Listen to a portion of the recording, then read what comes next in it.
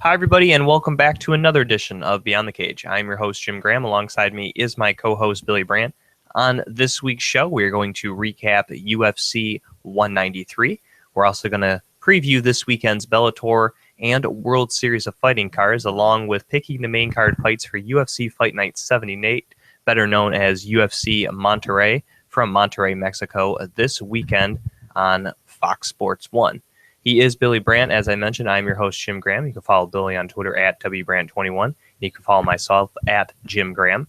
And normally, Billy, we go to headlines and then maybe an interview, then a recap, and then some picks. But this week is special. We had now, according to the odds, maybe not the biggest upset of all time in MMA or the UFC, but impactfully to the masses and most people at large, possibly the biggest upset the UFC has ever seen, as Holly Holm did what many thought was impossible, at least as of right now here in 2015, and that is defeat UFC champion Ronda Rousey. So I kind of want to get right into that card and right into Rousey versus Holm, and that's why the headline of the show is not simply UFC 193 recap. I know what the big headline is. It's Ronda Rousey loses, so that's why it says Rousey loses and UFC Monterrey picks. I haven't remembered the last time I woke up the next day from a fight and something felt different. The impact that this fight really had is just, it's hard to put into words. Like, people say, not the biggest upset of all time, whatever, depends how you look at it, but as far as just impact, I think it might be. Now, of course, whether it's the biggest upset of all time or whether you don't consider it that, it's really just semantics. It's an upset. Yeah. The definition of an upset is overcoming the odds. So whether you're the underdog by a little bit or by a lot, if you're able to defeat something that you weren't supposed to, it's an upset. It doesn't matter whether how many people think you'll win or whatever. People brought that up to me when Chris Weidman first defeated Anderson Silva. Like, a lot of people were picking Weidman, so it's not an upset. I'm like, that has no bearing on whether it's an upset or not. It's what the perceived odds are, what most people would give him a chance. So same thing in this case. Just because you picked Holm, Billy, doesn't mean it wasn't an upset. Exactly. That's not what an upset is. So getting to the actual fights, though, we'll start with the main card before we get to the main event there. First fight of the night, very disappointing. Obviously, we had Stefan Struve on the show. Not necessarily he was talking smack. I maybe wouldn't say that, but he was very confident of himself coming into this fight against Jared Rosholt and what he can do, telling me that even when he gets taken down, Rosholt's going to be in a world of trouble. He's going to stick his size 14s up to the face of Jared Rosholt. But we didn't really see that, Billy, in this fight. Rosholt, for the most part, was able to get inside, get takedowns. Now, granted, he didn't do much with them, but just being able to take down Struve and hold him there for the most part, while not really getting threatened by submissions, was enough for the victory. I maybe would have gave Struve the third round, as he was able to outstrike him 18-4. There was a takedown by Rosholt, but he didn't do as much with it in that round. I thought so. You maybe could have gave this Struve the third round there, but by that point he had already lost the first two and needed a finish if he was going to win the fight. And it just never seemed like he was desperate enough to either go for a finish, which is what he's known for, having finished over 90% of his fights, 28 of 30 wins. And there just was no urgency from Stefan Struve in this fight. Yeah, man, this one was really disappointing. Listening to him coming in and seeing his performance, I'm not going to take any credit from Rosholt. He did what he had to do. And kind of when we did take we thought maybe when he took Struve down, he'd have to worry about these last submissions, but he stayed a lot in side control, if I remember, stayed out of that guard, played it smart. But Struve he never showed any urgency on the feet, on the ground. He sort of was just at his pace and going. So it's a tough one for him, where I don't know where he goes from here after a performance like that. Yeah, very disappointing performance, and especially after he said he's gotten back to normal after all the medical issues he had. He felt that moving to the Black Zillions in Florida was one of the best moves he's ever done in his career. So yeah, he's definitely going to have to, obviously take the rest off of this year and, reassess really what's going on, because he can't fight like that and expect to be a champion someday, or at least even just fight for a title. Yeah, the best news for Struve is he's still super young for heavyweight, like we always talk about, but you just can't do it like that. You got to have there's just a different instinct you see in those champions or something. It seemed like it just wasn't there. Like he didn't mind if he took a loss there as long as he didn't take too much damage. Maybe I don't know, but no urgency from him. The next fight of the evening was in the middleweight division, and I think was as delivered, a very exciting fight between Uriah Hall and Robert Whittaker. Whittaker ended up getting the best of Hall, winning by unanimous decision on all cards, and outstruck Hall 108-58, and also did mix in a takedown there in the first round. And really the difference to me in this fight was the constant forward pressure of Robert Whittaker, and Hall slowly getting to the output. He really didn't match the output until the third round, in which he still got outstruck 43-29.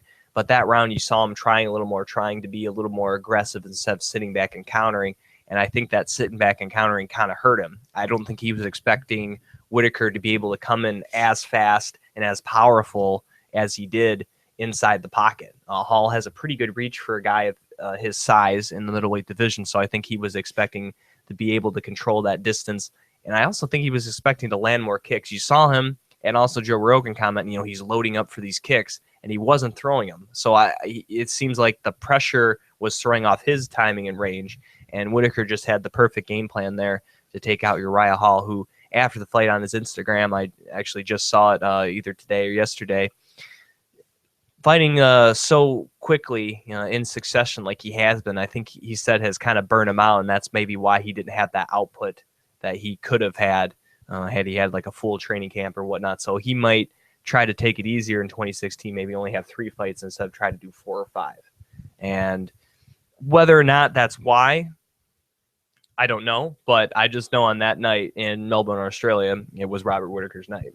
Yeah, for sure. I mean, Whittaker came out there and he really had the perfect game plan. Like you said, when these guys like Hall, they sit back and they want their distance, land these big strikes. I mean, Whittaker didn't let him have a chance. His counter round, his hand speed was up. I mean, he really didn't give to him. I think the first round, I don't want to say it.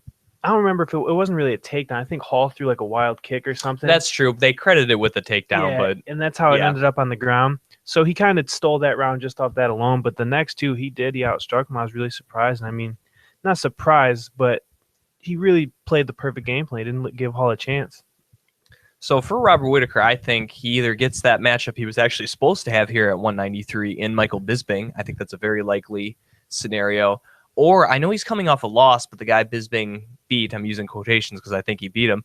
I even think a matchup against Talis Leites is a good matchup, considering Leites has the jiu-jitsu background as well, so a different wrinkle for Robert Whittaker. Or even a guy like Derek Brunson, who's coming off that big win over Sam Alvey in Nashville. So that's where I'm thinking maybe comes up here. And then speaking of Sam Alvey coming off a loss, Hall coming off a loss, I think you're right. Sam Alvey would be a very excellent fight with the knockout power those two possess.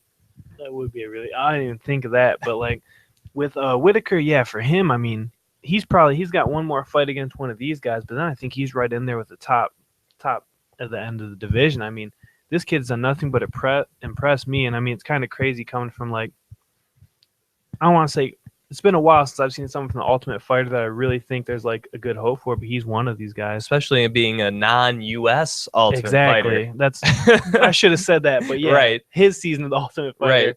It's really impressive what he's done, and I'm excited for him to do big things in this division. Speaking of big things, that leads us to our next fight here as Antonio Bigfoot Silva took on Mark Hunt. Mark Hunt saying that this is the best he's felt in years coming into a fight, training with Mike Swick, who's now heading up AKA in Thailand. Felt good coming into the fight. He said his weight cut was none, if very little, unlike usual, where he's maxing out at 300 and trying to then all of a sudden cut to 265. So he looked pretty good. And this was just basically him stalking Bigfoot Silva again, who's just a slow starter. He just doesn't bring it in the first round. So if Hunt could tag him early, he could get the knockout in the first round and probably win this rematch. And that was pretty much the case. He was able to tag him early and knock out Antonio Bigfoot Silva, who I think is still on his last legs. And I think Mark Hunt proved that he's still a dangerous guy. And maybe now, even at, I believe, 36, 37 years old, if he can start doing the things that he did for this camp with Mike Swick and AKA, maybe he can get back up to that contender status that he was just a few fights ago. I said maybe. I have mixed emotions. I really love Mark Hunt. I really love Silva too. I think this fight was not more too. Mark Hunt did a great job. He did what he had to do. He stalked me, finish him. But I think Bigfoot's sort of just done. I mean, he's been real slow start. I know he got that win over what was that Palele was his fight before. but that one it was a weird fight, and I think Bigfoot against any like upper competition, his chin's kind of gone. He's just fading, and like with that slow starting, any of these guys now are going to come take him out early. But Hunt did a great job. He did what he had to do. That being said, I do think he has some big fights left in him. It's going to be really hard to get back to that title right now because heavyweight's suddenly exciting again when Cain Velasquez loses. Now you got JDS Overeem fighting and all this stuff. So who knows the top of that division, but he's still right there, a couple fights away. The next fight of the evening was the co-main event for the women's strawweight title as Joanna Jędrzejczyk took on Valerie Letourneau. And did Jędrzejczyk get this win and what ended up being a dominant win? Yes. But did Letourneau have some chances in this fight and stick in it till the end? Yes. I think Letourneau, I guess you could say somewhat of a short notice kind of fight because I think they were going to, remember she was supposed to fight January 2nd. Then they moved it up, and then that's when Gadella said she couldn't go, and Letourneau came in. So kind of short notice, at least a quick turnaround in terms of her just having that fight against Moroz. Whether or not that had a serious effect on her, I'm not sure. But when it came to fight night, really, I think besides that first round, Billy, where Letourneau had that takedown, really tied up Jędrzejczyk, and I thought landed some very nice combinations. After that, no takedowns in sight, and also big punches or big combinations were few and far between for the French Canadian, as the champion from Poland pretty much just carved her apart. Just looking at some of the striking numbers here, really bursting out in the fourth round, where it really looked there towards the end that she might get a finish heading into the fifth round, as she outstruck her 53-21 in that fourth frame and continued the domination with 57-25 outstriking her in the final frame. The crazy amazing part about Joanna, not only how many strikes, but look at every round her strikes went up until the fifth. Even the fifth, it went up. She went up every round, throwing more and more strikes. I mean, if you let her get going, it's going to be a long night. And overall, landing 227 strikes to just 120 for Valerie Letourneau. And looking kind of at the breakdown of the big thing, 70 leg kicks were landed.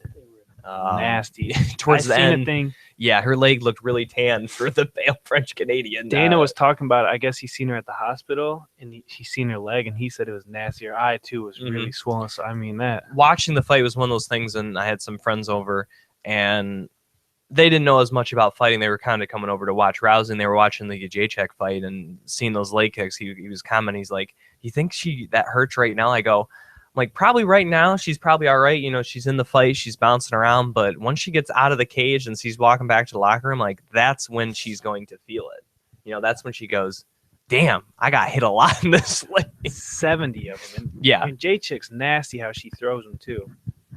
So just another great, a little adversity in the first round, but then, went back to her usual self. Like I said, I thought she was going to get a finish, but Letourneau, much to her credit, hung in there.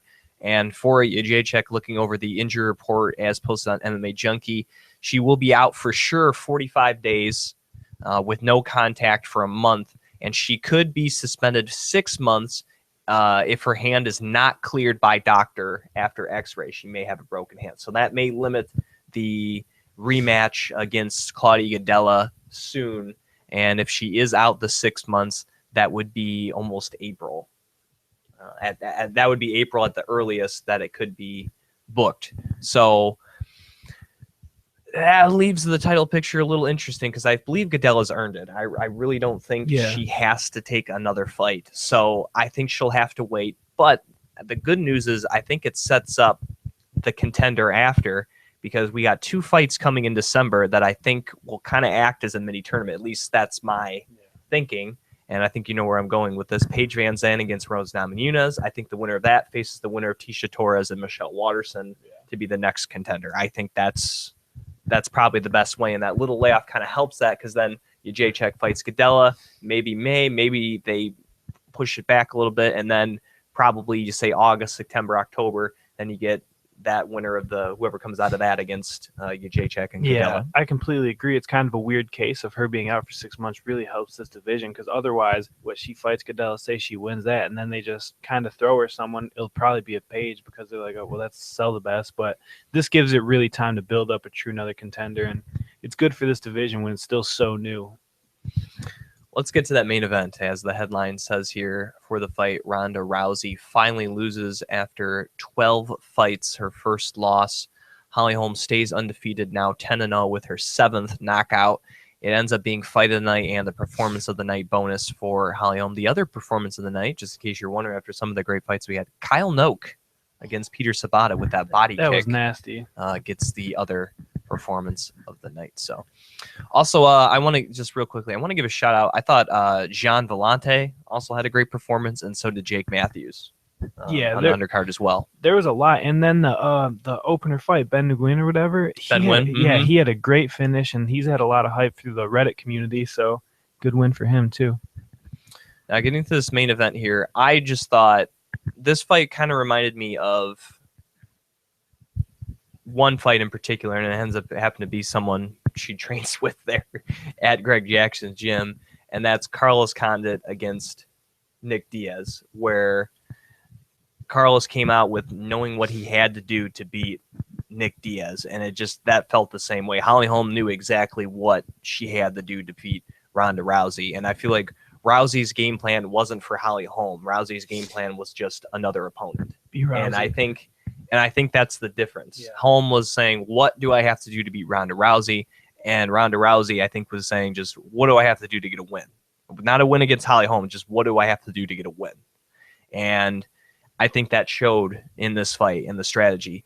And now, Ronda didn't push for the takedown. There was a little clinching there. In fact, Holm took down Rousey at one instance in this fight in the first round, but really other than that, and there was a brief clinching where it looked like Ronda may have had an arm, but other than that, the takedowns and clinching and grappling were few and far between in this fight. It was mainly Rousey trying to be aggressive coming in, though I will admit she didn't come in as aggressive as I thought she would. Usually she runs right over to the other side of the cage, and she didn't do that right at the start, so I think she showed a little reserve, but still trying to be aggressive, hunting down Holm. Holm took what was given to her, used great technique, great footwork, head movement, countered when it was there, and then towards the end of the first round just started lighting her up. That led to the second round, and the punches, especially that straight left, it didn't seem like Ronda had any answer for the southpaw straight left punch there, and then kind of got turned around, and boom, the kick heard around the world, center crashing to the canvas. 2 more punches later,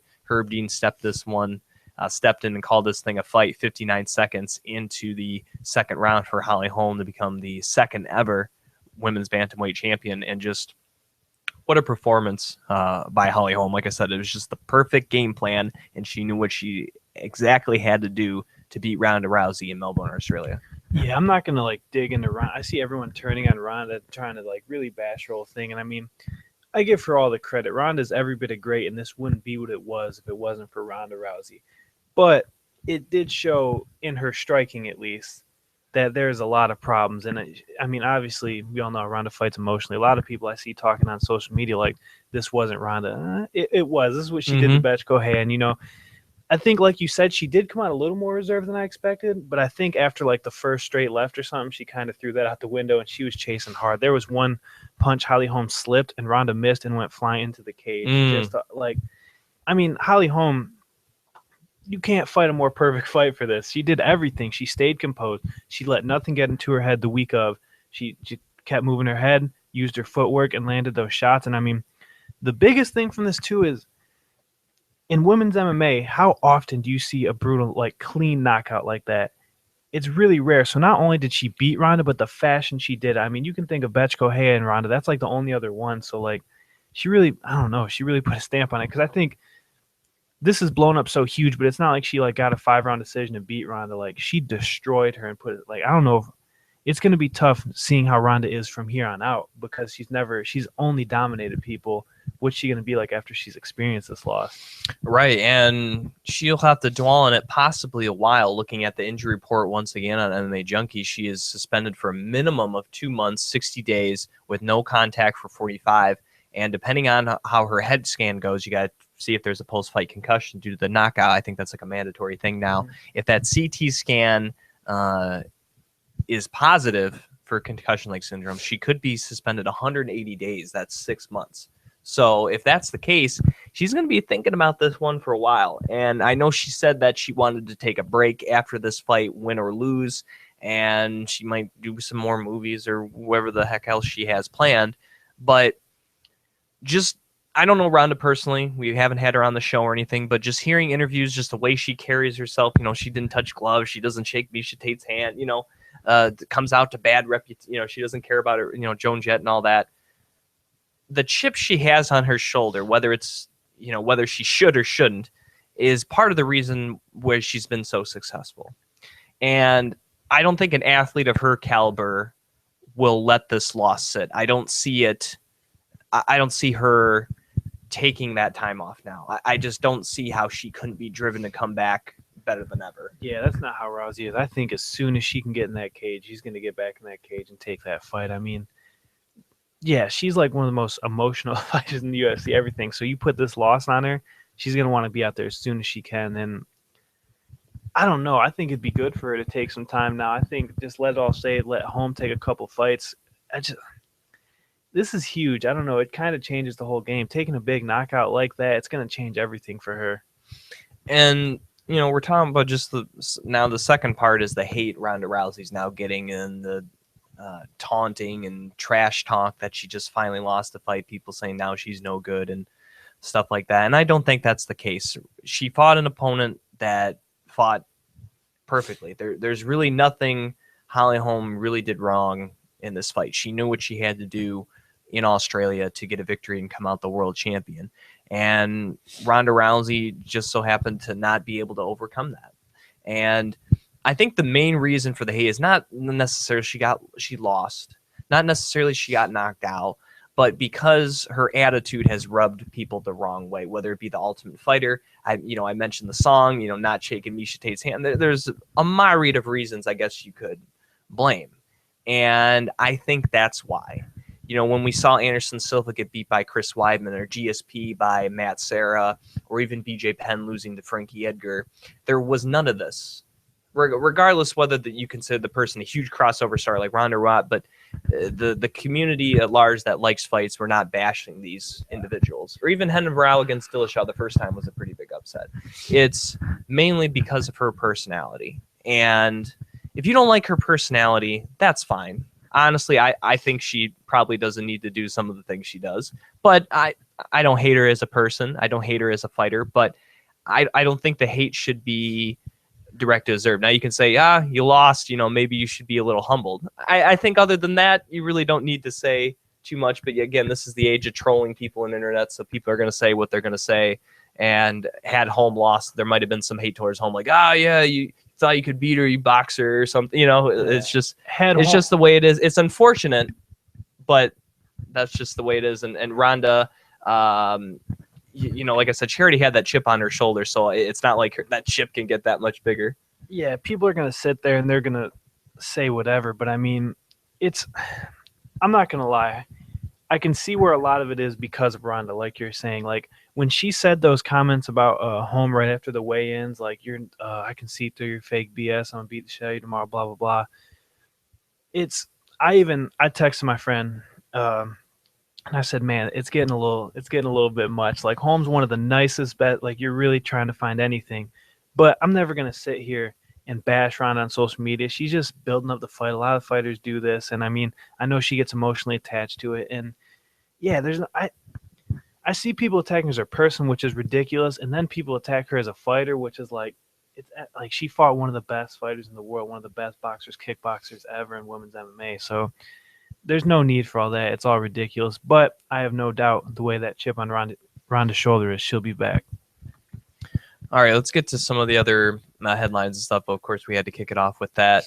Before we get to Bellator and World Series of Fighting, which are this weekend, we weren't able to mention last week. Wanted to make sure we got all the 193 stuff in on the show.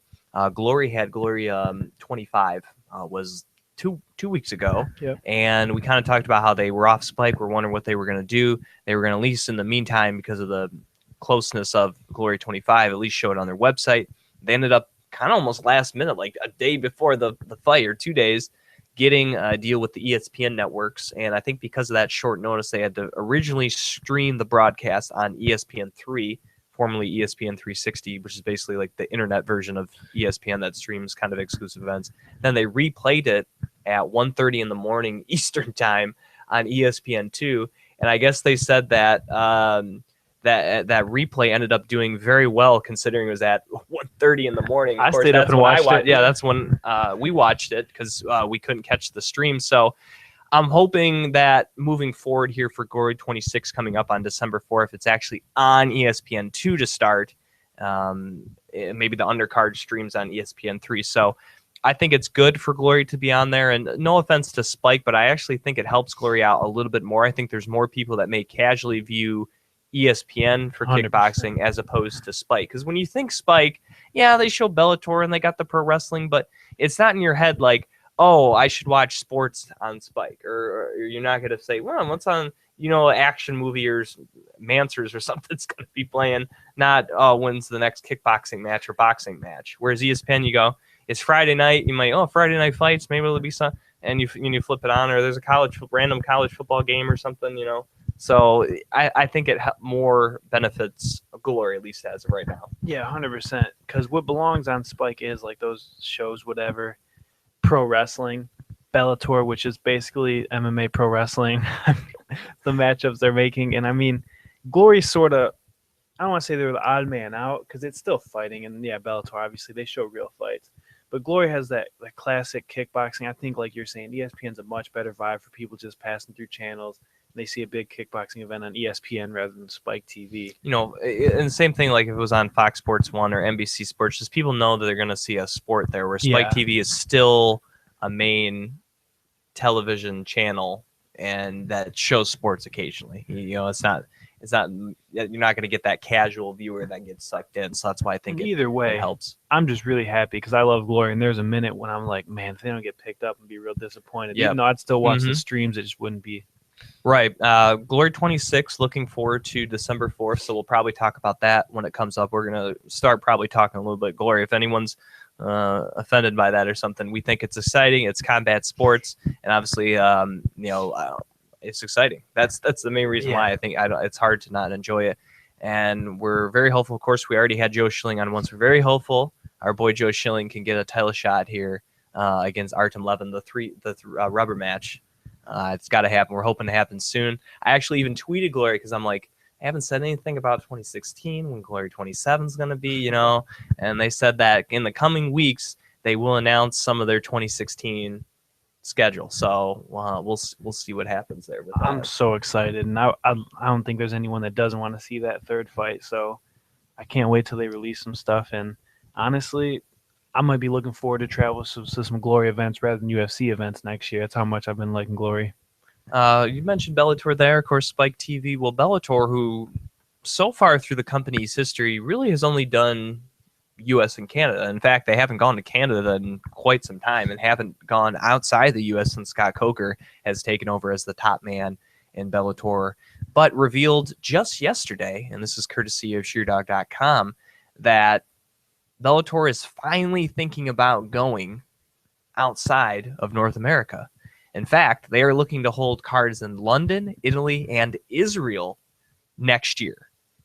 And the London event is especially encouraging, as quoted here by Scott Coker, is because it will be broadcast on the one of the big UK channels, Channel 5. I think that's BBC Channel 5. I don't know if there's a different channel, but the big reason I think the England card is big is because some of their top stars are English. A lot of them. Liam McGarry, Paul Daly, and Michael Venom Page. There's three right there. I may be missing somebody else, but you're on a card though. That's going to sell there. Well, it's funny because they had that British invasion card scheduled for Connecticut, so maybe they can do a reverse thing and call it the American invasion and have them all take on American guys with the Americans coming over. I mean, even though that's never happened historically, but that would be cool though, right? Yeah, they could do a lot of things, and like you're saying, I mean, a lot of their big stars are from over there, so it'd be great for them. I mean, Michael Page was huge over there before he came to Bellator. I forget what the fighting promotion he was Bama, in. probably? Yeah, I think it was that, and there was one more he fought in. But, yeah, so it's good for them. I mean, it's interesting to see how some of them will play out, but I'm glad they're at least trying it and they're taking that step to expand and go everywhere, you know? Right. And I got to believe at least one or two of those events they may call their tent pole and have the fan fest and bring over some of their, some of the guys hasn't fought yet, but at least some of former stars of MMA, I got to believe will be in attendance as well. The interesting one to me is Israel. Yeah. Because I don't think they have any Israeli fighters on the card. There's none I can think of. Maybe they do. Definitely don't have any Jewish fighters. Go to Israel. You can meet MMA legend Kurt Angle. Right, yeah, Kurt Angle. Yeah, I don't know. But so that one's the intriguing one to me. Italy is just cool. Yeah. I mean, Italy, they just had Glory 25 there in Milan. So I think they've had big boxing events there in Italy before as well. So that one, that one's cool. But the Israel one, not saying there's anything wrong with going to Israel. I'm just saying out of the destinations you could pick going abroad, that probably wouldn't be my top one. I actually probably would have said either Germany or the Netherlands. Yeah. But, yeah, when you see London, Italy, you don't expect Israel coming after. But, right, yeah, that's right. But, hey, good on you, Bellator. I'll watch the event. All right, speaking of Bellator, let's get to that here. Bellator 146 coming up here in Thackerville, Oklahoma, headlined by Melvin Manhoef against Hisaki Kato. Of course, Kato coming off that big upset win over Joe Schilling. He'll be taking on Manhoef. Also, Bubba Jenkins will be taking on Jordan Parsons. Houston Alexander against Guillermo Viana. Chidi Nakajawani against Ricky Rainey. And the big fight to me, Brandon Gertz against Derek Campos. Of course, Brandon Gertz is coming off that huge main event. I said a main event win over Melvin Gillard. And this is a big fight. He was actually supposed to fight Derek Campos in a rematch. Campos got the better of Gertz in their first meeting back and when they had one of those tournaments, but somebody got injured and then they switched matchup around and Gertz wasn't fighting Campos anymore. And we actually got to interview Gertz before what was supposed to be his fight against Campos, and he was really looking forward to fighting Derek and getting that loss avenged. So now the fact it's had to been delayed about 2 years or so, he's really had to be chomping at the bit to finally get Derek Campos. And I honestly think, Billy, the winner of this fight could get a shot at Will Brooks. I think this is a big fight. I mean, Gertz coming off that big win over Melvin Gillard, who I think was brought in to beat Gertz and get a shot at Will Brooks. So if Gertz can go back-to-back wins like that and kind of also avenge that loss, I think Gertz does put himself on a short list for Will Brooks, especially the way Will Brooks has just gone through people as of late as well. Yeah, you're 100% right, and it's gonna they're gonna run into each other either way. I do want to say, right below that, was that Ben Ryder that fought in the Detroit card? It was right below. I believe so. I think he fought Shamir Garcia in the Detroit card. Yep. So that's an interesting fight. He's on there. And then Houston Alexander's working hard to get that Kimbo rematch.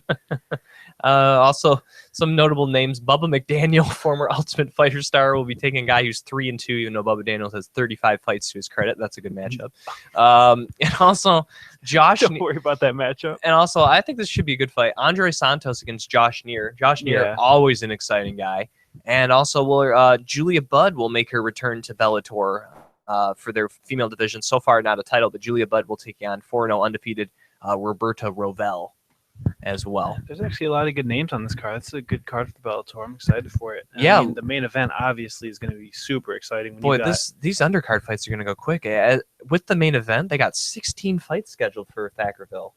Those fans in Oklahoma, I don't know how much the tickets were, but they're getting their money's worth. Yeah, they're going to be there for a long I mean, time. if you paid $25 for a ticket, you're paying almost $1 a fight. That's not a little over. That's not bad. I'd pay that just to see Bubba McDaniels fight alone. You might lose more than 25 at that casino there that you're at. So that's the main event I'm excited for. A couple of other fights, but again, this is a gap card. I mean, they just had that huge event in St. Louis. You kind of expected this one to be a little down, but I still think the guys that got assembled should make it a pretty exciting night, though. Yeah, you got Kato, who just had a huge win over Joe Schilling, and then Manhoef, who had an amazing loss to Joe Schilling. But and no. Alexander Shlemenko. Yeah. But no, that will be a good fight. I mean, as far as a striking matchup, it'll be exciting. So good on Bellator. All right, speaking of trying something interesting, World Series of Fighting, they're trying something, man, to get viewers, and they're hoping this 8-man one-night tournament will happen. And it's going to happen Friday night, World Series of Fighting 25 at the Comerica Theater in Phoenix, Arizona. The one-night tournament will start, the card will start at 8 p.m. Eastern.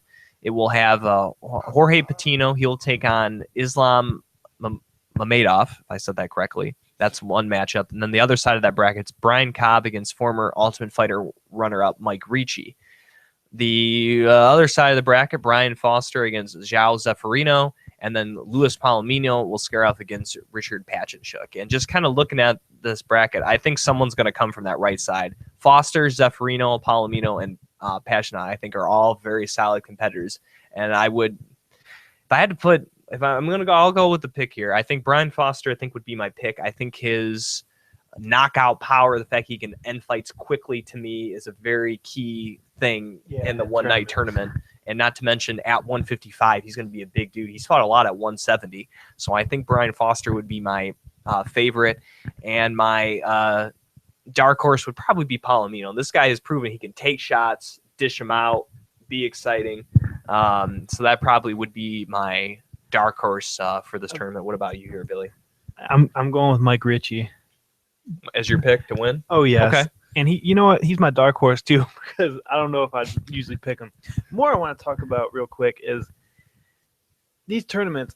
I love tournaments. I'm a big fan. But nowadays with commissions and stuff, it's so hard to pull them off. Like we've seen in Bellator how quickly it was half of this, and one couldn't even go on a fight in the final. So I just hope it plays out and it works out right. Because I mean, if it does, I love tournaments, but I don't know. There's just so many problems that can happen with them. That's tough. Yeah, and two guys I'm surprised that are not in this tournament are Ben Fodor, a.k.a. Phoenix Jones, the superhero, who also fights at 155, and Nick Newell. Did he retire, though? I don't remember. But I could be way wrong, but I thought he did after his last fight. I could be way off. Well, I'm just saying those are two guys that I thought they would have for sure thrown in here. Now, there's one other fight that will serve kind of in between the tournament bouts. Jason High will take on Esteban Payan, which I think is also a pretty solid fight. It's a non-tournament fight or alternate fight, but that's pretty much the only fights that will take place besides some reserve bouts here, which are going to be Benny Madrid against Ramil Mustapev and LaRue Burley against Joe Condon. Those are the reserve bouts. So the winner of this doesn't become the lightweight champion, just gets a chance to fight lightweight champion Justin Gaethje, which good luck on that. Yeah. You went through all this tournament for that. So like you said, there could be a lot of problems. We'll see how it plays out here Friday night, but nevertheless, it's intriguing, and I'm definitely interested in watching. They have my attention. I'm excited to watch it, and I hope it all pans out. Yeah, again, I give them credit for trying something like this, because they could have just done a 4-man tournament, which could have been easily done. There would have been very little problems, but they're like, no, we're going to do an 8-man tournament where someone's going to have to fight 3 times in one night. So are they doing special rules too, like Bellator did? Or they doing probably are. I think they have to. There's probably a limited on rounds and stuff, because again, you got to get it cleared by the commission, and with the tournaments not being what they were, I bet the first 2 fights of it are probably only going to be 2 rounds max. Then I imagine that the final fight would be 3. Yeah. And obviously you'd have a sudden victory round if there's a draw or anything like that. All right, let's get to the fights, though. For the UFC this weekend, we'll pick the main card fights here for UFC Monterrey. The first time not in Mexico City, in Mexico for the UFC, so somewhat of a big deal. Also, it's serving as the Tough Latin America 2 finale, as both coaches will be fighting on the card, and that's where we're going to start with the first coach of one of the teams, Efren Escudero. He's a former Ultimate Fighter winner himself. He'll taking on Leandro Silva. Obviously, Escudero from Mexico originally, coach now in the Latin America. He's going to have the support taking on Buscape, who was on the tough version of Blackzilians against American Top Team. And while a solid fighter, he's going to have a tough time. I mean, Escudero is going to have a lot going for him in this fight and has looked pretty good as of late. I think moving back up to 155 as opposed to cutting that weight to make 145. So while Buscapé, I think, might be a little stronger than Escudero, I think Escudero, at least in the interview we had him before his last fight, again, in Mexico, he's used to training with big guys there at the lab in Arizona with Ben Henderson and Joe Riggs and probably missing some people.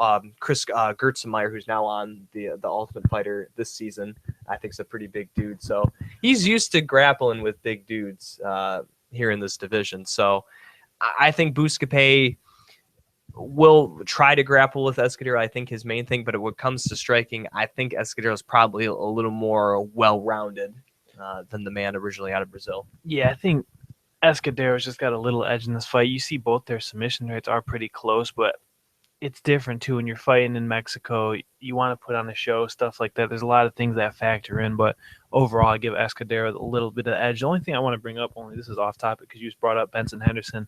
Did we bring up that Jorge Masvidal stepped up to take that fight? No, we did not, but that is true. It's no longer Thiago Alves. And the reason I find that so funny is because both guys used to fight at 55. So basically, it's right. two 55ers going at each other, just not cutting as much weight. Exactly. And actually, I think they said on UFC.com that Masvidal was actually supposed to fight Ben Henderson one of the fight nights, I think. But then that's when Henderson jumped up and took Brandon Thatch. So they were actually supposed to take on earlier this year. So it's kind of interesting they finally get to meet. And good on Jorge for, first of all, taking a fight on short notice. Second of all, having to fly all the way to South Korea to do it. Not only you're fighting Benson Henderson, who's a monster. So, Masvidal, you can't say a bad thing about him. Everything's against him. Late notice, crazy far fight for him. And then Benson Henderson, who is half Korean. So, he's going to have the crowd in his favor as well. So, all the props in the world for Masvidal. I can't wait for that fight. All right, this one will be quickly. This is the contract fight here for Tough Latin really America in 155. Enrique Barzola takes on Horatio Gutierrez. Now, Barzola has the more experience and the more wins, but Gutierrez's nickname is the Punisher. And I'm a big fan of the Punisher in the comics, and I don't know whether that's actually why his nickname is that, or he just punishes people and they just call him the Punisher. But regardless, that'd be weird. Yeah, it could be. I'm going with the guy known as the Punisher. That's my pick. Maybe against my better judgment, but that's who I'm going with in this one. I agree 100%. And also, he's the taller guy, according to you can tell by the shadow on the UFC website. He's the taller guy. At Beyond the Cage, I throw everything out the window when it comes to nicknames. And when you're the Punisher, you get my pick. All right, so that's we're doing that early, so we're going to skip when we're doing the rundown. I'm also going to assume he's never heard of the comic. I'm going to assume that's just his nickname. There's also a very real possibility that that's the thing. We'll find out. I was going to say he could come out wearing a Punisher t-shirt, but it's not a Reebok Punisher shirt. It's not cleared yet. Sorry, bud. So maybe someday. The next matchup here is at 170 pounds is Enrique Marin. His nickname is Wasabi. Interesting. He's from Spain, not Japan, but he must like the sauce. Against Eric Montano, who's from Mexico. So you got two Spanish-speaking guys, one from where the country started. So maybe there's some animosity there. I don't know. Maybe. I'm just making stuff up now based on historical relevance from 300 years ago. All right. 6-3 for Montano, 8-2 for Marin at 170, as I mentioned. I'm going to be honest. I don't recall these two fighting before. Montano seems familiar to me. I'm double checking his stats here. Doesn't look like he's fought before in the UFC, so this should be his debut, and I think it is for Marin as well. For Marin, he now does fight out of Huntington Beach, 29 years old, 5'10", as originally from Spain, like I said. Montano is fighting out of Mexico City. He's one of the guys from the Ultimate Fighter there. Oh, his brother, a guy actually I have seen, Dodger Montano. That makes sense. So that Based on that information right there and nothing else, I'll go with that. I'm gonna go with another fight because we don't. I'll probably take Montano. If his brother's Dodger Montano, he's got to be pretty solid. I would imagine it's coming from the same family. Yeah, 100%. Oh man, this one's tough though because I like Wasabi because I don't really know why, and I'm interested to know why that's his nickname. He's a very nice chest tattoo. Maybe that's why. You know what? I'm picking Marine for the sake of the fun here, and his nickname's Wasabi, so we'll see him on his debut. All right, and this one we'll hold off because we actually know a little more about these guys. We don't have to dig through research and try to find these. Jussier Formiga against Henry Cejudo, the messenger, former gold medalist in the Olympics for wrestling. Huge fight here at 125. You can make a case that the winner gets a shot at Mighty Mouse Johnson. At least you look at the UFC's rankings, not as good as the Beyond the Cage rankings, but they have Formiga listed at 3 and Henry at 5. So kind of almost by default, I think the winner gets the shot here. 9-0 for the American, and so far he has dominated all of his opponents, not just in MMA, but in the UFC as well. Formiga's had his ups and downs. He's had his good and bad moment. Right now he's on a little bit of a streak, winning 3 fights in a row, being very solid competition. And Scott Jorgensen, Zach McCoskey, and Wilson Reese most recently in May of this year. So if he can make it 4 in a row, you can definitely make a case for the Brazilian getting a shot at the title. And for Henry, a.k.a. the messenger, the gold medalist, look nothing short of fantastic. 3-0 so far in the UFC, really dominating 3 quality opponents in Dustin Kimura, Chris Carriezao, and Chico Camus, most recently Camus back in June of this year. So to me, what to look out for is Henry's wrestling can overcome the jiu-jitsu game of Formiga, because that's really see how he play out. If he can kind of maybe employ somewhat of a Brock Lesnar strategy, keep it close to the chest, don't posture up as much, don't maybe go for too many passes, he can very easily get the victory. But if he's doing things crazy, if he's having trouble with Formiga throwing up legs and different submissions and arm locks and attacking,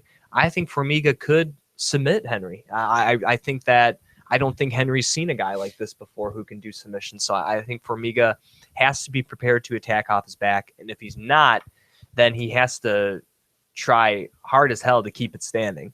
Formiga's not an amazing striker, but I think he's better than Henry. So if it stays on the feet any length of time, I got to favor the Brazilian in the matchup. But to me, the key is whether or not Formiga can attack off his back and make Henry worried about taking him down. Because at least early on, that's going to be his game plan, is to take this to the ground and be on top. Yeah, 100%. I think for the most part, if Henry can get him down here, he's going to have I don't want to say an easy fight at all. There's no such thing. But I think he'll be able to have his way. I think he'll be able to stay for most submissions.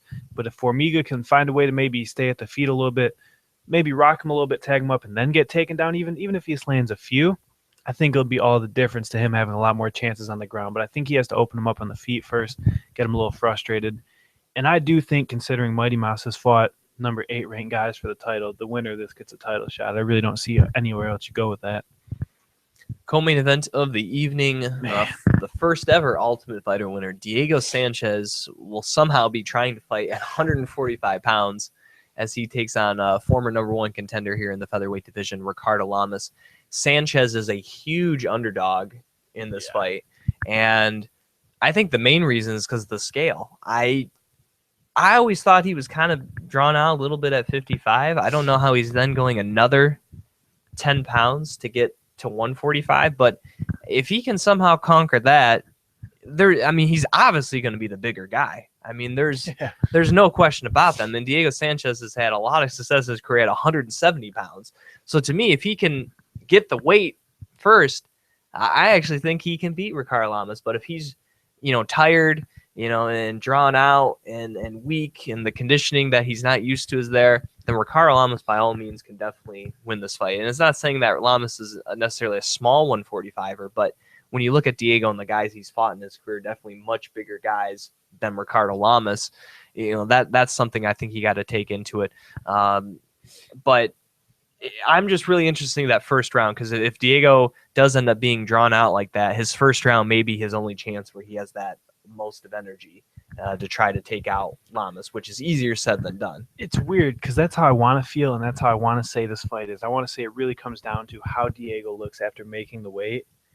But then again, I'm going to sit here and talk about Diego's conditioning because that dude might be the best third-round fighter of all time. I don't know if anyone's beat Diego Sanchez in the third round if it goes there. I mean, he really just – if you look at the Gilbert fight, I forget what the other few were, but he really shines. And I'm really excited for this fight. I can't put it into words. I don't know why. Diego Sanchez is one of my all-time favorites. I mean, I don't think anyone can not like Diego. He just fights all heart. I mean, he really goes out there and just puts it all on. And Lamas is just as exciting, really not just as, I'm not going to go crazy, but Lamas is exciting too. He's a good matchup for Diego. And I think it's really more of a question mark for Diego at this weight than anything. Yeah, that's why it's really so hard because I'm so focused on whether or not he can do the weight to look up technically, because I think Lamas is probably the better technical striker. Diego should have more power moving all the way down to 145. And at least as of right now, you have to say Lamas would have the better conditioning just because we don't know how much the cut is going to affect Diego. Exactly. We really don't know. So it's an intriguing fight just to see how Diego against the scale, I think, is intriguing. And then we can kind of figure out how this fight will play out, because if Diego can make this work at 145 and he's able to take out a guy ranked in the top 5 in Ricardo Lamas, because of his name and his stature, he can kind of get a short path to a title. Oh, very. I mean, Lamas is ranked number 4. Diego is, by all means, Diego Sanchez. So I think he moves down. He wins this fight. He's already 1-2 fights away. Not even, I mean, depending on the division, because it's clogged up with Conor Aldo, and then you got Mendez Edgar. But I think if he fights who knows? I don't think this shouldn't happen. But say McGregor wins, Aldo has to rematch him, so the winner of Mendez Edgar has to fight again. If Diego wins this fight, you make that matchup, and there you go. The main event of the evening, one of the other coaches here for the Ultimate Fighter Latin America 2, as well as the former Ultimate Fighter winner himself, Kelvin Gastelum, will take on Neil Magny, taking this fight on short notice. And even though it's not Matt Brown against Gastelum, I still think this is a big matchup in the welterweight division. To me, it kind of proves who's the next guy in the welterweight division. These are both young, hungry, and up-and-coming guys in the welterweight division. And for Gastelum, he not only is proving can he still belong, with the top guys in the division, but can he belong just making weight, as he was forced to go up to middleweight in his last fight. Now the UFC allowing him to try to make 170 again, this time against Neil Magny, who just keeps on working, keeps on grinding. I mean, this guy just keeps on taking fight after fight. Another short notice fight. He took on Eric Silva back in August on short notice after losing to Damian Maia, was able to defeat Eric Silva. Was supposed to fight Stephen Thompson in December. This opportunity rose to fight here on November 21st. He takes that opportunity, and I believe this will be his 5th fight this year, but I'm going to double check that here. Let's see. His first fight was in February of this year, so 1, 2, 3, 4. Yeah, this will be his 5th fight this year, and I believe he fought 5 times in 2014. Yeah, 1, 2, 3, 4, 5. Yeah, he fought back-to-back years of 5 fights in a row. I don't think that's been done. I think Josh Koscheck or maybe Cowboy Cerrone might be the only guys that have come close to that. Maybe a Nate Diaz. He used to be really active too. But I mean, I don't know, man. There's not a bad thing you can say about Neil Magny. This dude will show up to fight anyone, anytime. And I mean, he's been, aside from the Damian Maia fight, just flawless. He's went out there and won. And I think he deserves a lot bigger fights, but I think this will be the fight that could do it for him if you beat Gastelum on a headline. The big key to me is if Gastelum can get inside. Neil Magny, not only a very tall individual, I believe at 6'2", 6'3", has an 80-inch reach. I mean, we're talking about just a few inches shorter than John Jones and Stefan Struve, guys who are heavyweights and light heavyweights, and Neil Magny's a welterweight. So Gastelum checking in at 69 inches, which I believe is like 5'8", 5'9", and only a 71-inch reach. So if he not only just getting inside for strikes, but also takedowns. And Neil Magny, very big, very strong, hard guy to take down. So if it stays standing, Gastelum probably has the more power of the two, but Neil Magny is very technically sound, good footwork, good head movement, great conditioning, which Yeah. you got to attribute in this fight now being a 5-round fight, and also Which with could be a problem Gastelum's to weight cut Gastelum, yeah. problems. I think despite the short notice, Billy, the fact he's done it so many times, I think that's almost a non-factor here with Neil Magny. And to me, really the key is, can Gastelum get inside, 1? And 2, can he lash just the constant pressure of Neil Magny, who I guess you maybe say is like the big Will Brooks. He's just a guy that's just very technically sound, and you got to just be very spectacular, kind of like Damian Maia was, to take out this guy. Yeah, I think if you're Gastelum in this fight, just the X factor being his condition, all the pressure of making the weight and everything, I think if he doesn't get it done early, I'd say in under 2 rounds, I think Neil Magny takes this fight. With that said, let's get to picks here for the 6 fights of UFC Monterrey on November 21st in Monterrey, Mexico. The other coach, Efren Escudero, takes on Leandro Silva, a.k.a. Buscape. I'm going with Escudero. I think he's going to be a little more well-rounded, and I think, once again, he's going to get that boost for fighting in Mexico. So give me Escudero on this one. Yeah, Escudero at home. I mean, he's just been in the UFC. He takes it just by a small edge, not a big fight, though. As already mentioned, Billy and I are going with the Punisher, Horatio Gutierrez, to win the contract fight. I believe this is the contract fight, as he'll be taking on Enrique Barzosa. In the other Latin America fight, Billy is going with Enrique Marin to win, and I'm going with Eric Montano to win that matchup at 170. Moving on to the fight at flyweight, Jussier Formiga against Henry Cejudo. I got to go with Henry in this one. I think Formiga can threaten with submissions, possibly submit Henry, but I think his wrestling is going to be good enough to get him the victory. So give me the former gold medalist to win this one. Yeah, this one's tough, but I think there's just a little bit more going for Cejudo. I think there's been a lot of hype, people saying he's the one, he's that next guy that can do it, and I think he's going to edge out Formiga in this fight. Featherweight division co-main event, Diego Sanchez making his featherweight debut, becoming the second man in the UFC to fight in 4 different weight classes, matching the guy he beat to become the first ever Ultimate Fighter, Kenny Florian, who also did that feat as well, as he takes on the bully Ricardo Lamas. I'm going with Diego Sanchez in this fight. I think despite the weight cut, I don't know, just the size factor he'll bring to the division, I think will be tough, even for a guy the caliber of Ricardo Lamas, who I think can win this fight. But I think Diego fighting in Mexico also going to give him a little bit of a boost as well. So I think that's a big deal as well. So he's going back, at least on the UFC website, he's going back to the nightmare, not the dream. That's what it says on the official UFC website. So if he's going back to the nightmare, I got to give him the fight. I was honestly going to pick him based off just heart, because I love Diego Sanchez as a fighter. But if he goes back to the nightmare, Lamas is in for a tough time. And honestly, though, I think Diego will look good. I think he'll be able to show it. Another thing, is he the only one from the first Ultimate Fighter left fighting the UFC? I believe so. Josh Koscheck, but obviously not Bellator in UFC anymore. But he would be the only other one still active. Right. So, yeah, I mean, gotta love Diego Sanchez. I'm excited for that fight. Neil Magny against Calvin Gastelum, main event of the evening in the welterweight division. I think this is a good fight. 2 young, hungry guys in the welterweight division looking to make a name for themselves. But he's been just sticking on me here, Billy. Our former co-host Dave Sadler calls him the Grim Reacher because of his reach. But I'm going with the Grim Reacher, Neil Magny, here in this one. I think he's going to pull the upset against the Latin America coach in his heritage country of Mexico. Man, it's tough. It's tough. I think Gastelum has every chance in the world to go out there and get this done. But I do think because of conditioning and the weight cut, at the end of the day, Magny will be able to edge him out. And I think he might even get a finish. It'll probably be late, around the 4th round. He is Billy Brand. You can follow him on Twitter at WBrand21. I'm your host, Jim Graham. You can follow me on Twitter at Jim Graham.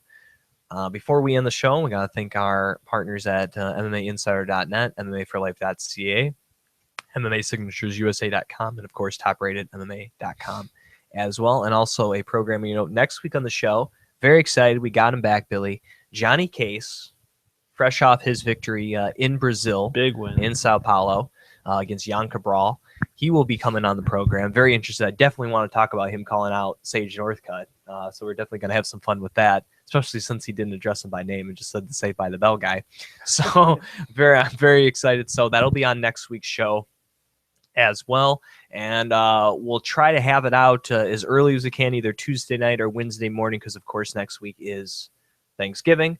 So we'll try to have it out so everyone can enjoy while the Thanksgiving holiday, and hopefully everyone does have a great Thanksgiving here coming up. And then, of course, we'll have our preview for the aforementioned Ben Henderson against Jorge Masvidal. So until next week, he is Billy Brant. I am Jim Gramm, and thank you once again for listening to another edition of Beyond the Cage.